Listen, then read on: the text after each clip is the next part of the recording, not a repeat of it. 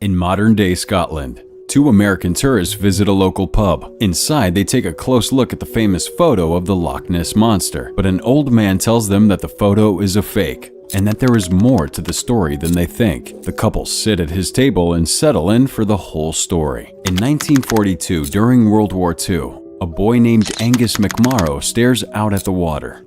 He fantasizes about wading through it, but the fantasies turn into nightmares as the boy imagines drowning. Back in the real world, Angus stays away from the water, collecting shells from the shoreline. He thinks about his father, a sailor in the Royal Navy, who told him that the pool was a strange, enchanted place. Under the water, Angus finds a large, strange-looking egg in the sand and decides to take it home. Angus is found by his mother, Anne, who orders him to come home. Angus and Anne return to their manor house on Loch Ness. Angus rushes off to hide the mysterious egg in his dad's garden shed as his sister, Kirsty, arrives, asking if Angus had fun on the shore. Anne reminds her daughter that Angus doesn't tend to have fun these days. In the shed, Angus takes a moment to cross off another day without his father. Removing the rock from the bucket, he starts to wash it, removing its dirt coating to reveal a luminous blue coloring beneath. As he rushes off for dinner, the egg begins to move on its own. That night, Angus is disturbed by a sound outside. When he glances through the window, he discovers that the shed door had mysteriously opened. Angus goes down to check out the problem and immediately sees that the egg has hatched. In the dark, a mysterious creature rushes around, hiding from him. Soon, the mysterious thing reveals itself to be a strange, alien-like creature. Angus grabs a potato and starts feeding him, slowly earning the animal's trust. Noticing that the creature has a cut, Angus attempts to bandage him up, promising to take care of the animal, but keeping it a secret from everyone else. The next morning, Angus wakes to see a parade of military vehicles arriving. Believing that his father has returned, Angus, his mother, and sister eagerly rush out to see it up close. But Captain Thomas Hamilton reveals that the Royal Air Force has been tasked with taking over the manor house for a military operation. Angus realizes that these trained killers pose a threat to his new friend. As the soldiers set up camp in the house, Captain Hamilton explains that the soldiers are preparing for the threat of German invasion. Angus returns to the shed to find that the creature has ripped the place apart in search of food. Hoping to protect his father's belongings a little longer, Angus goes to get some food for the pet, but the army cook, Sergeant Strunk, refuses to let him get any. Thinking on his feet, Angus grabs the garbage can and drags it to the shed. The creature dives right into the trash can, eating just about everything inside. Angus decides to name the creature Crusoe, after the book Robinson Crusoe. As Crusoe enjoys his feast, Angus begins researching what kind of animal is living in his shed, but none of the possibilities make sense.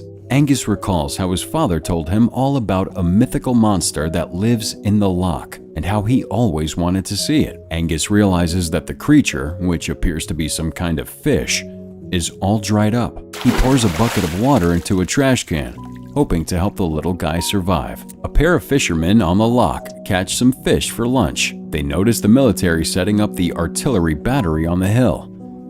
On the hill, Captain Hamilton explains that the officers have been tasked with defending against the threat of German U-boats that have been found roaming in nearby waters. While wandering the grounds, Angus finds one of the troops, Sergeant Walker, holding a dead deer. Once again realizing the threat these guys pose his new friend Crusoe, he runs. Anne enters the shed to find the place in total disarray and mess. She takes a moment to remember her husband, but is interrupted by the arrival of Lewis Mowbray, the handyman Anne hired days earlier. She tasks him with cleaning up the mess of the sheds and emptying the place. Anne reveals that she suspects Angus is keeping a pet in the shed, something he's clearly not allowed to do, and asks Lewis to handle the situation. Angus steps out of the house to see Lewis emptying the garbage can, but to his surprise, Crusoe isn't inside. Angus fights Lewis, hoping to protect his father's workshop while he's off fighting in the war, but Lewis insists that the workshop is his to do whatever he wants. That night, Angus wanders the grounds calling out for Crusoe, something Lewis notices. Inside the manor, a rapidly growing Crusoe explores the family home and accidentally crosses paths with the military dog, Churchill, who chases him. Crusoe narrowly manages to escape, but the housekeeping staff blame the military and their dog for the damage. Angus is about to give up the search when Kirsty lets out a terrified scream. He rushed up to find Crusoe hiding in her filled bathtub. Angus assures his sister that he won't hurt anybody, and he makes her promise not to tell their mother. She reluctantly agrees. Anne asks Lewis to check out the guest bathroom and brings fresh clothes that once belonged to her husband. He politely declines, asking if he will need them when he comes home, but Anne reveals that her husband isn't coming home. His ship was sunk a year ago, and he's been presumed missing ever since. Anne explains to him that Angus is confused, clearly unable to accept his father's possible death. Angus and Kirsty do their best to keep a still-growing Crusoe quiet, but nothing seems to be working. Lewis arrives to fix the bathroom, which is apparently out of order. Against Angus's orders, Kirsty lets Lewis inside, where he sets eyes on Crusoe almost immediately. Lewis wonders if Crusoe is perhaps a water horse, a legend from Celtic lore. According to legend, only one can exist in the world at a time. When one grows old, it lays an egg and dies. The new egg contains the next water horse. As Anne searches for the children, Angus asks Lewis for help. Before Anne can enter the bathroom, Kirsty and Lewis distract her, claiming that they were helping Lewis investigate the problem. And, thanks to them, they fixed it. Anne's suspicions get the better of her, as she heads into the bathroom regardless. Inexplicably, they find that the bathtub is empty, and the water horse has vanished. Lewis helps to deceive and mislead Anne, having hidden the water horse in the toilet. Suspicious but believing the ruse, Anne leaves the bathroom. On the way down to the ground floor, Anne bumps into Captain Hamilton, who invites Anne to a meal he's organizing as a token of gratitude. She happily agrees. Lewis advises Angus to get the water horse out of the house and into the loch, the best place for him. But Angus desperately refuses, believing that the best place for Crusoe is to be with him. On the night of the meal, Anne goes through her wardrobe, finding one of the classy dresses she hasn't worn in a while. In the bathroom, Angus feeds the water horse tinned fish. Kirsty interrupts, telling him to come and see what's happening downstairs. But on the way out, Angus's makeshift sign prevents the door from closing. The water horse, scrambling to get the fish, falls out of the bathtub. In the kitchen, the military and the house staff dance together, but Churchill the dog can smell something strange and darts off to the source of it. When Angus and Kirsty walks in on them just moments, Angus realizes that the dog is missing. Upstairs, the water horse wanders the hallways only to come face to face with Churchill. No longer on a leash, Churchill chases the water horse over the house, leading to much destruction throughout. Reaching the hunting room, Crusoe is horrified to find himself surrounded by stuffed, mounted, and dead animals everywhere. Angus and Kirsty follow the sound of smashing and crashing.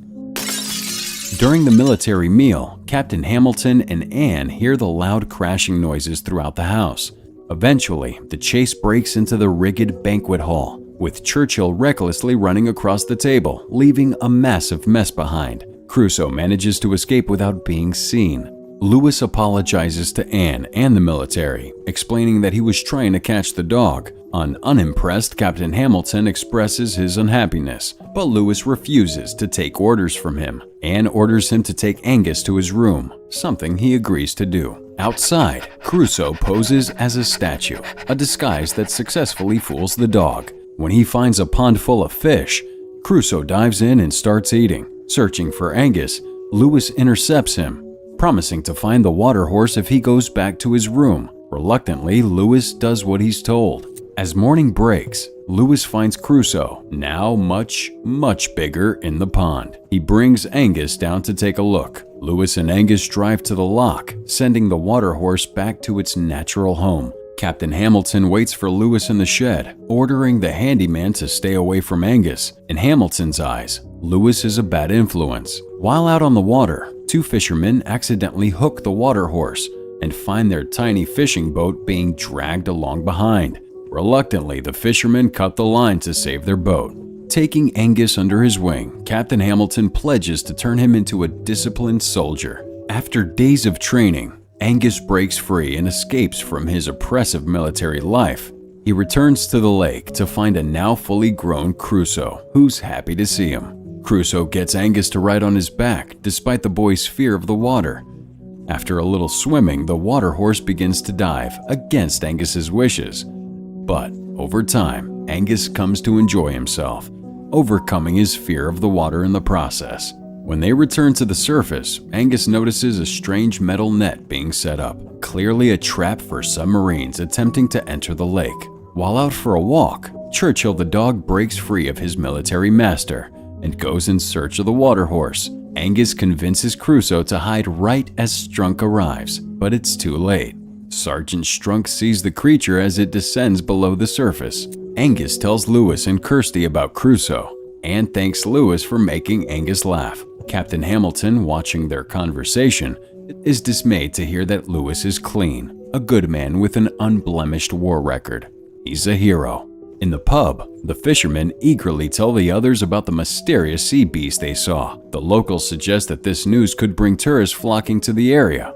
The next day, the fishermen arrive at the loch with a camera, preparing to get a photo of the creature in hopes of getting rich. Meanwhile, Captain Hamilton takes Anne and the children to see what they're doing at the loch. Hamilton reveals that the military is about to practice firing cannons into the loch. Angus tells his mother about the creature in the loch, but she doesn't believe him. Kirsty backs him up, but it's no good. The cannons are fired into the loch, many of them almost hitting Crusoe. Angus tries to interrupt the firing, angering Hamilton. After telling Anne that her son needs discipline, the family are sent home. Realizing that the creature will never resurface after the bombardment, the fishermen decide to stage a fake photo of the Loch Ness Monster, the famous surgeon's photo. For a month, Angus is sent to his room at 6 every night and not allowed to leave. Seeing the fake photo in the newspaper, Sergeant Strunk reveals that it's exactly what he saw in the loch. Sergeant Walker eagerly vows to go hunting for the creature. Kirsty quietly breaks Angus out of his bedroom prison with Lewis's help. They head to the lake, where Angus calls out for Crusoe. The water horse rises, angrily roaring and biting at Angus. Regardless, Angus tries to reconnect with his friend. Still haunted by the bombardment and near-death experience, Crusoe almost bites off the boy's hand before disappearing into the water. Having smelled the water horse, Churchill leads the military to the lake. The soldiers take to the water, armed with harpoons. Crusoe kills the dog and surprises the soldiers. One of them calls in an SOS. Crusoe blindsides the soldiers, capsizing the boat. Hamilton apologizes to Anne, but is interrupted by the SOS call. Believing that the Germans are attacking, Hamilton orders Anne and the kids to go into the basement. Discovering that Angus is at the loch, Anne prepares to get him against Hamilton's orders. At the loch, Crusoe terrorizes and almost kills the soldiers as Angus tries to put an end to the carnage, wading into the water. But Angus slips on a rock, sliding under the water and falling unconscious.